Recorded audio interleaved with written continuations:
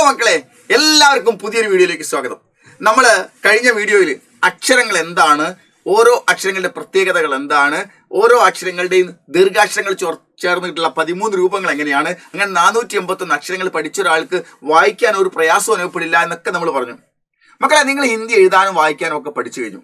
ഇനി നിങ്ങൾ ആലോചിക്കുന്ന പ്രധാനപ്പെട്ട പ്രശ്നം, എനിക്ക് എങ്ങനെ സെന്റൻസ് ഉണ്ടാക്കാം, എങ്ങനെ ഒരു പുതിയ സെന്റൻസ് ഉണ്ടാക്കാം എന്നുള്ളതാണ്. കുറെ വാക്കിന്റെ അർത്ഥങ്ങൾ പഠിച്ചു കഴിഞ്ഞിട്ട് അതങ്ങ് നിരത്തി വെച്ചാൽ നമുക്കൊരു സെന്റൻസ് ആവുമോ? ഒരിക്കലും ആവില്ല. ഹിന്ദിയിലെ കുറെ വാക്കിന്റെ അർത്ഥം പഠിച്ചിട്ട് അത് നിരത്തി വെച്ച് ഫുൾ സ്റ്റോപ്പ് ഇട്ടാൽ അതൊരിക്കലും ആശയമുള്ള ഒരു സെന്റൻസ് ആയി മാറില്ല. അപ്പൊ അതിനുവേണ്ടി നമ്മൾ അടിസ്ഥാനപരമായി പഠിക്കേണ്ട ഒരു സംഭവമാണ് വിഭക്തി പ്രത്യയങ്ങൾ. ഇതാണ് നമുക്ക് ഇന്ന് പഠിക്കാനുള്ളത്. എന്താ മക്കളെ വിഭക്തി പ്രത്യയം? അതായത് ഹിന്ദി അക്ഷരം പഠിച്ചു, ഹിന്ദി എഴുതാനും വായിക്കാനും പഠിച്ച ഒരു കുട്ടി കുറെ വാക്കിന്റെ അർത്ഥങ്ങൾ പഠിച്ചു കഴിഞ്ഞാൽ ഉടനെ തന്നെ ഹിന്ദി സെന്റൻസ് ഉണ്ടാക്കാനും ഹിന്ദിയിൽ സംസാരിക്കാനായി ഏറ്റവും ആദ്യമായിട്ട് പഠിക്കേണ്ട ഗ്രാമർ എന്ന് പറയുന്നത് വിഭക്തി പ്രത്യയങ്ങളാണ്. പ്രിപ്പോസിഷൻസ് എന്നൊക്കെ നമ്മൾ പറയും അല്ലേ? നോക്ക്, എന്താ വിഭക്തി പ്രത്യയങ്ങൾ? ഹിന്ദി ഭാഷയിലെ രണ്ട് വാക്കുകളെ തമ്മിൽ കൂട്ടിയോജിപ്പിച്ച് വാക്യങ്ങൾ ഉണ്ടാക്കുന്നതിന് സഹായകരമായി തീരുന്ന ഏതാനും ചില അക്ഷരരൂപങ്ങളാണ് വിഭക്തി പ്രത്യയങ്ങൾ എന്ന് പറയുന്നത്. അതായത് നിങ്ങൾ ആലോചിച്ച് നോക്കിയേ, എൻ്റെ കയ്യിൽ ഒരു പേനയുണ്ട്. ഈ പേനയ്ക്ക് പറയുന്നത് കലം എന്നാണ്, ഞാൻ എന്നുള്ളതിനെ പറയുന്നത് മേം എന്നാണ്. എന്നാൽ മേം കലം എന്ന് പറഞ്ഞാൽ ഞാൻ പേനാന്നേ ഉള്ളൂ, എൻ്റെ പേനയാവുമോ? ഒരിക്കലും ആവില്ല. അപ്പൊ അതുകൊണ്ട് ഹിന്ദി ഭാഷയിലെ രണ്ട് വാക്കുകൾ എപ്പോഴും കൂട്ടിച്ചേർക്കണം, അല്ലാതെ വാക്കുകൾ നിരത്തി വെച്ചത് കൊണ്ട് അത് കൂട്ടിച്ചേരുന്നില്ല. അപ്പോൾ ഹിന്ദി ഭാഷയിലെ രണ്ട് വാക്കുകൾ തമ്മിൽ കൂട്ടിയോജിപ്പിച്ച് വാക്യങ്ങൾ ഉണ്ടാക്കുന്നതിന് സഹായകരമായി തീർന്ന ഏതാനും ചില അക്ഷരരൂപങ്ങളെയാണ് നമ്മൾ എന്ത് പറയുന്നത്? വിഭക്തി പ്രത്യയങ്ങൾ എന്ന് പറയുന്നത്. നോക്കൂ, അതാണ് ഇവിടെ കൊടുത്തിരിക്കുന്നത്. ഹിന്ദി ഭാഷയിലെ രണ്ട് വാക്കുകളെ തമ്മിൽ കൂട്ടിയോജിപ്പിച്ച് വാക്യങ്ങൾ ഉണ്ടാക്കുന്നതിന് സഹായകരമായി തീർന്ന ഏതാനും ചില ശബ്ദരൂപങ്ങളെ അഥവാ അക്ഷരരൂപങ്ങളെയാണ് വിഭക്തി പ്രത്യയങ്ങൾ എന്ന് പറയുന്നത്. വിഭക്തി പ്രത്യയങ്ങൾ ആകെ 9 എണ്ണം മാത്രമേ ഉള്ളൂ. ഈ 9 എണ്ണം പഠിച്ചു കഴിഞ്ഞാൽ നമുക്ക് ഒരുപാട് കാര്യങ്ങൾ, എല്ലാ കാര്യങ്ങളും ഹിന്ദിയിൽ കൂട്ടിച്ചേർക്കാൻ വേണ്ടി നമ്മൾ അത്യാവശ്യമായിട്ട് പഠിക്കണം. നോക്കൂ, ഏതൊക്കെയാണത്? ഈ നിങ്ങൾ സ്ക്രീനിൽ കാണുന്നതാണ്. നേ എന്നുണ്ട്, കോ ഉണ്ട്, സേ ഉണ്ട്, കാ ഉണ്ട്, കെ ഉണ്ട്, കി ഉണ്ട്, മേം എന്നുണ്ട്, പർ എന്നുണ്ട്, കേലി എന്നുണ്ട്. ഈ 9 സംഭവങ്ങൾ മാത്രം മതി നിങ്ങൾക്ക് എത്ര നോവലുകൾ എഴുതാനും കഥകൾ എഴുതാനും ഒരുപാട് കവിതകൾ എഴുതാനും ഒക്കെ വാക്കുകൾ കൂട്ടിച്ചേർക്കാൻ ഇത് മതി. അപ്പൊ നിങ്ങൾ ചോദിക്കും, സാർ ഞാനൊരു വലിയ പാരഗ്രാഫ് എഴുതുകയാണ്, അതിൻ്റെ അകത്തുള്ള വാക്കുകൾ കൂട്ടിച്ചേർക്കാൻ ഈ സംഭവങ്ങളൊക്കെ എടുത്തു, ഓരോന്ന് 9 എണ്ണം എടുത്ത് പ്രയോഗിച്ചു. പിന്നെ അടുത്തൊരു പാരഗ്രാഫിലേക്ക് ഞാൻ നീങ്ങുകയാണ്. അപ്പൊ ഞാൻ ഈ വാക്കുകൾ കൂട്ടിച്ചേർക്കാൻ എന്ത് ഉപയോഗിക്കും? ഇത് തന്നെ വീണ്ടും പ്രയോഗിച്ചാൽ മതി. ഇത് തന്നെ വീണ്ടും വീണ്ടും വീണ്ടും വീണ്ടും വീണ്ടും മാറി പ്രയോഗിക്കുക. 100 കണക്കിന്, 1000 കണക്കിന്, 10,000 വാക്കുകളെ കൂട്ടിച്ചേർക്കാൻ ഈ 9 സംഭവങ്ങൾ മാത്രം മതി. ഇല്ലേ? ഏതൊക്കെയാണത്? നോക്കി, ഇവിടെ ബോർഡിൽ കൊടുത്തിരിക്കുന്നത്. നമ്മൾ ഇതിനെ ഞാൻ ചെറുതാക്കി നമുക്ക് പീസായി പഠിക്കാം. ആദ്യത്തെ 3 എണ്ണം നോക്ക്, ഇത് 9 എണ്ണമാണ് നമുക്കുള്ളത്. ഇവിടെ ഒരു 3 എണ്ണം, ഇവിടെ ഒരു 3 എണ്ണം, പിന്നെ ഒരു 3 എണ്ണം. നമുക്കതിനെ 9 എണ്ണാക്കി മാറ്റും. ഈ 9 3 എണ്ണത്ത് നോക്ക്, അത് നമ്മൾ നോക്ക്. നേ എന്ന് പറഞ്ഞാൽ പ്രത്യേകിച്ച് അർത്ഥമൊന്നുമില്ല. നേ എന്ന് പറഞ്ഞാൽ പ്രത്യേകിച്ച് ഒരു അർത്ഥവുമില്ല. എന്നാൽ കഴിഞ്ഞുപോയ കാര്യം പറയുമ്പോൾ ഒരാളിന്റെ പേര് പ്രതിപാദിക്കുകയാണെങ്കിൽ അയാളുടെ പേരിന് മുൻപിലാണ് നേ വെക്കുന്നത്. ജസ്റ്റ് ഒന്ന് മനസ്സിലാക്കുക. പക്ഷേ ഇതുമായി ബന്ധപ്പെട്ട് വേറെ കുറെ റൂൾസ് ആൻഡ് റെഗുലേഷൻസ് ഒക്കെ ഉണ്ട്, അത് നമുക്ക് പിന്നീട് പഠിക്കാം. ഇപ്പൊ നിങ്ങൾ കഴിഞ്ഞുപോയ കാര്യം പറയുമ്പോൾ ഒരാളുടെ പേര് പറയുകയാണെങ്കിൽ നമ്മൾ നേ വെക്കുമെന്ന് മാത്രം പ്രയോഗിച്ചാൽ മതി. അത്രമാത്രം മനസ്സിലാക്കുക. ഇനി നമ്മൾ നോക്ക്, കോ എന്ന് പറഞ്ഞാൽ എന്ന അർത്ഥം കിട്ടാൻ വേണ്ടി നമ്മൾ ഉപയോഗിക്കുന്നത്. ഹിന്ദിയിൽ ഒരു സെന്റൻസ് നിങ്ങൾ ഉണ്ടാക്കുമ്പോൾ അവൾക്ക്, അവന്, അവൾക്ക്, അവന്, അവളെ, അവയെ എന്നൊക്കെ പറയുകയാണെങ്കിൽ ജമീലാക്കോ, ഫാത്തിമാക്കോ, മുഹമ്മദ്ക്കോ, മുച്ചുക്കോ, ഉസുക്കോ എന്നൊക്കെ പ്രയോഗിച്ചു കൊടുത്താൽ മതി. ഓക്കെ. ഇനി അടുത്തത് സേ ആണ്. സേയുടെ അർത്ഥം ഇൽ നിന്ന്, കൊണ്ട്, കാൾ, ഓട്, മുതൽ, ആൾ എന്ന അർത്ഥങ്ങൾക്ക് വേണ്ടിയാണ് ഉപയോഗിക്കുന്നത്. എങ്ങനെയാണ്? ഇൽ നിന്ന് എന്ന് നമ്മൾ പറയാണ്. ഉദാഹരണത്തിന് കാലിക്കറ്റ് സേ, കാലിക്കറ്റിൽ നിന്ന്. മേരാ ഘർ സേ, എന്റെ വീട്ടിൽ നിന്ന്. മേരാ സ്കൂൾ സേ, എന്റെ സ്കൂളിൽ നിന്ന്. ബസ് സ്റ്റാൻഡ് സേ, ബസ് സ്റ്റാൻഡിൽ നിന്ന്. ബാഗ് സേ, ബാഗിൽ നിന്ന്. ഓക്കെ. ഇൽ നിന്ന് എന്ന അർത്ഥം കിട്ടാൻ വേണ്ടി നമുക്ക് സേ ഉപയോഗിക്കാം. പിന്നെ കൊണ്ട്, രാമു സേ ചൽനെ കോ നഹി ഹോത്ത, രാമുവിനെ കൊണ്ട് നടക്കാനാവുന്നില്ല എന്ന് പറയാൻ വേണ്ടി നമ്മൾ കൊണ്ട് എന്ന ഏത് അർത്ഥങ്ങൾക്ക് വേണ്ടി നമുക്ക് എന്താക്കാം? സേ ഉപയോഗിക്കാം. അല്ലേ? ഹാത്ത് സേ ലിഖോ, കൈ കൊണ്ട് എഴുതൂ. കലം സേ ലിഖോ, പേന കൊണ്ട് എഴുതൂ എന്നൊക്കെ പറയാൻ വേണ്ടി നമുക്ക് സേ ഉപയോഗിക്കാം. ഇനി കാൾ, അതിനേക്കാൾ, ഇവയേക്കാൾ എന്നൊക്കെ പറയാൻ വേണ്ടി നമുക്ക് സേ ഉപയോഗിക്കാം. ജമീല ഫാത്തിമ സേ പഠിത്തി ഹെ, ജമീല ഫാത്തിമയേക്കാൾ പഠിക്കുന്നു എന്ന് പറയാൻ വേണ്ടി നമുക്ക് സേ ഉപയോഗിക്കാം. പിന്നെ ഓട്, രാമു രാജു സേ കഹ, രാമു രാജുവിനോട് പറഞ്ഞു എന്ന ഓട് എന്ന അർത്ഥത്തിന് വേണ്ടി നമുക്ക് ഉപയോഗിക്കാം. മുതൽ എന്ന് പറഞ്ഞാൽ നോക്ക്, എന്ത് മുതൽ? ഏക് സേ 10 തക്ക്, 1 മുതൽ 10 വരെ. ഇധർ സേ ഉധർ തക്ക്, ഇവിടെ മുതൽ അവിടം വരെ. കേരൾ സേ ദില്ലി തക്ക്, കേരളം മുതൽ ഡൽഹി വരെ. ഇങ്ങനെ അർത്ഥങ്ങൾക്ക് വേണ്ടി നമുക്ക് മുതൽ എന്ന അർത്ഥത്തിന് വേണ്ടി ഉപയോഗിക്കാം. പിന്നെ ആൽ, അതിനാൽ എന്ന അർത്ഥത്തിന് വേണ്ടി ഉപയോഗിക്കാം. ആൾ, അതിനേക്കാൾ എന്ന അർത്ഥത്തിന് വേണ്ടിയൊക്കെ റയറായിട്ട് നമുക്ക് ഉപയോഗിക്കാം. അപ്പൊ സേ എന്ന് പറഞ്ഞാൽ എന്താണ്? ഇൽ നിന്ന്, കൊണ്ട്, കാൾ, ഓട്, മുതൽ, ആൾ, ആൾ എന്നീ അർത്ഥങ്ങൾക്കൊക്കെ നമുക്ക് സേ വെക്കാം. അപ്പൊ ഒരു കൺഫ്യൂഷൻ അല്ല സാർ, ഞാനൊരു സെന്റൻസ് ചെയ്തുമ്പോൾ ആ സെന്റൻസിന്റെ നടുക്ക് ഞാൻ വാക്കുകൾ കൂട്ടിച്ചേർക്കാൻ വേണ്ടി സേ ഉപയോഗിച്ചു, പക്ഷെ ഞാൻ ഉദ്ദേശിച്ച അർത്ഥം ഇൽ നിന്ന് എന്നാണ്. പക്ഷെ ഞാൻ ആർക്കാണോ കത്തെഴുതുന്നത് അയാൾ കൊണ്ട് എന്ന് മാറ്റിക്കളഞ്ഞാൽ ഞാൻ എന്ത് ചെയ്യുന്നു? ഒരിക്കലും ടെൻഷൻ അടിക്കേണ്ടതില്ല. നിങ്ങൾ എഴുതി വെച്ചിരിക്കുന്ന സേ എവിടെയാണോ അവയുടെ പുറകിലും മുൻപിലുമുള്ള വാക്കുകളാണ് തീരുമാനിക്കുന്നത് ഇവിടെ സേയുടെ അർത്ഥം എന്ത് വരണമെന്ന്. അങ്ങനെയാണെങ്കിൽ നിങ്ങൾ ഉദ്ദേശിച്ച് എഴുതി വെച്ചാൽ മറ്റുള്ള ഒരാൾ കാണുകയാണെങ്കിൽ അയാൾക്കും നിങ്ങൾ ഉദ്ദേശിച്ചത് മാത്രമേ വരുള്ളൂ. അതിന്റെ പേരിൽ കൺഫ്യൂഷൻ വരികയില്ല. ഓക്കെ.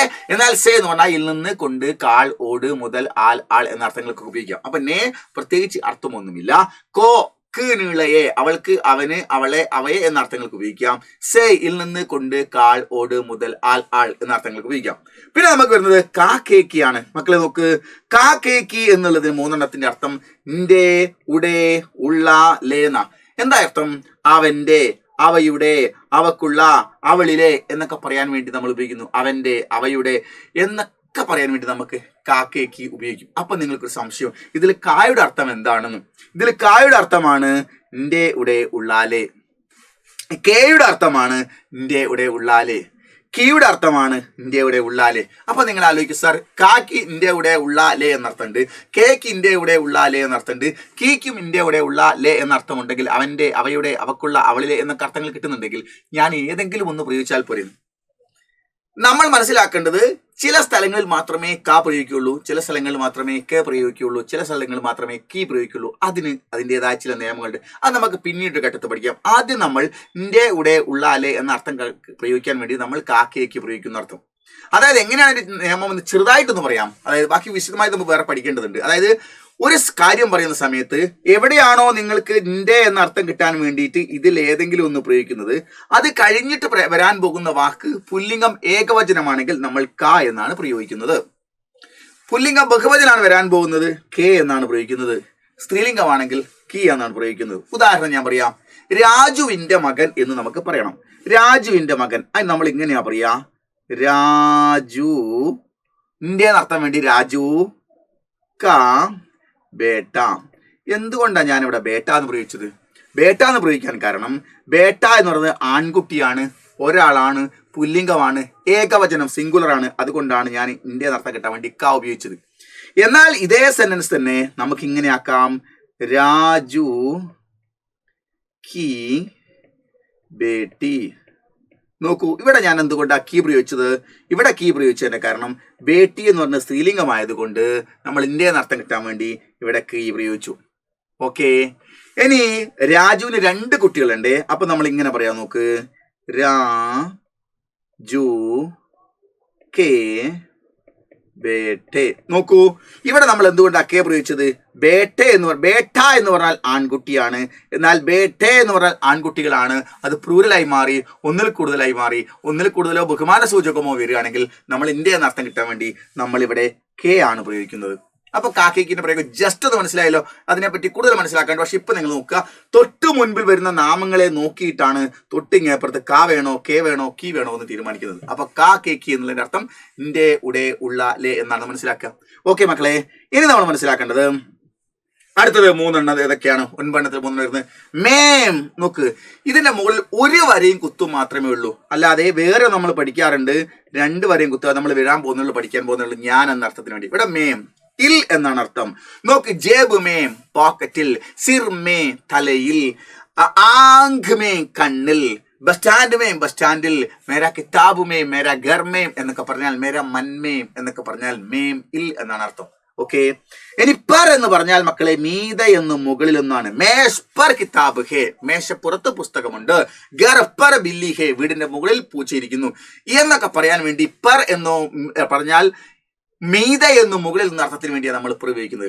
ഇനി നമുക്ക് മക്കളെ കേലിയെ എന്ന് ഉപയോഗിക്കുന്നത് വേണ്ടി എന്നാണ്. ഖാനെ കേലിയെ കഴിക്കാൻ വേണ്ടി, ലിഖനെ കേലിയെ എഴുതാൻ വേണ്ടി, ചലനെ കേലിയെ നടക്കാൻ വേണ്ടി, ദേഖനെ കേലിയെ നോക്കാൻ വേണ്ടി എന്നിങ്ങനെയൊക്കെ പറയാൻ വേണ്ടി നമ്മൾ കേലി ഉപയോഗിക്കുന്നു. അപ്പൊ നിങ്ങൾ ആലോചിച്ചു, ലോകത്ത് ഒരുപാട് കാര്യങ്ങൾ നിങ്ങൾക്ക് ഹിന്ദിയിൽ എഴുതാണ്ട്, ആയിരക്കണക്കിന് പതിനായിരക്കണക്കിന് വാക്കുകൾ കൂട്ടിച്ചേർക്കാനുണ്ട്.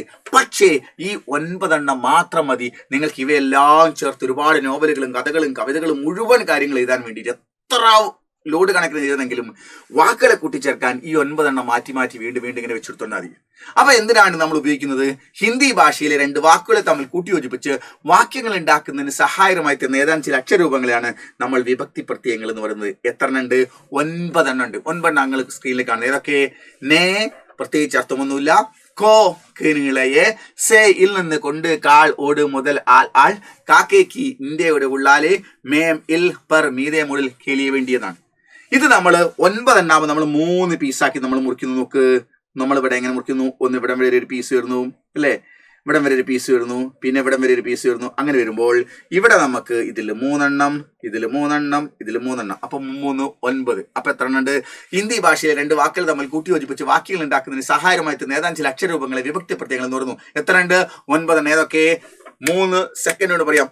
നേക്കോസെ കാക്കേക്ക് മെമ്പർ കേലിയെ, നേക്കോസെ കാക്കേക്ക് മെമ്പർ കേലിയെ, വാക്കുകളെ തമ്മിൽ കൂട്ടി യോജിപ്പിക്കുവാൻ, നേക്കോസെ കാക്കേക്ക് മെമ്പർ കേലിയെ. അങ്ങനെ പഠിക്കാം. നേക്കോസെ കാക്കേക്ക് മെമ്പർ കേലിയെ, നേക്കോസെ കാക്കേക്ക് മെമ്പർ കേലിയെ, വാക്കുകളെ തമ്മിൽ കൂട്ടി യോജിപ്പിക്കുവാൻ, നേക്കോസെ കാക്കേക്ക് മെമ്പർ കേലിയെ. അപ്പൊ അങ്ങനെ പെട്ടെന്ന് പഠിച്ചു കഴിഞ്ഞാൽ ഇത്രയും കാര്യമേ ഉള്ളൂ. നിങ്ങൾക്ക് ഹിന്ദിയിൽ സംസാരിക്കണമെന്ന് ആഗ്രഹമുണ്ടോ? ഹിന്ദിയിൽ സെന്റൻസ് ഉണ്ടാക്കണമെന്ന് ആഗ്രഹമുണ്ടോ? നിങ്ങൾ വലിയ വലിയ ഗ്രാമറുകളിലേക്കൊക്കെ പോകുന്നതിന് മുമ്പ് നിങ്ങൾക്ക് ജസ്റ്റ് ഈ കാര്യം പഠിച്ചിട്ടില്ലെങ്കിൽ നിങ്ങൾ എഴുതുന്നത് മുഴുവൻ തെറ്റായി മാറും, നിങ്ങൾ പറയുന്നത് മുഴുവൻ തെറ്റായി മാറും. അതുകൊണ്ട് നമുക്ക് പാഠങ്ങളിലെ വാക്കുകളൊക്കെ ഓരോ പാഠങ്ങൾ വെച്ച് പഠിക്കേണ്ടതുണ്ട്.